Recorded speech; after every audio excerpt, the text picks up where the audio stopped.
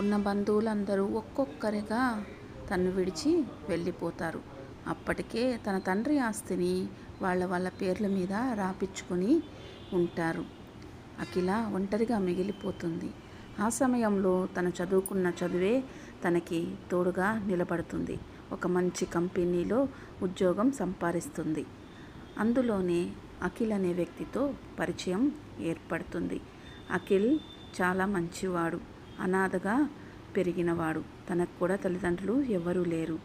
వారిద్దరూ మనసులు ఒకటి కావడంతో పెళ్లి చేసుకోవాలని నిర్ణయించుకుంటారు.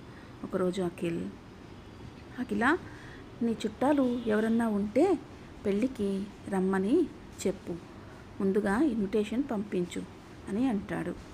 లేదు లేదు అఖిల్, నాకు ఎవరూ లేరు, నీవు తప్ప నాకెవరూ లేరు అని అంటుంది.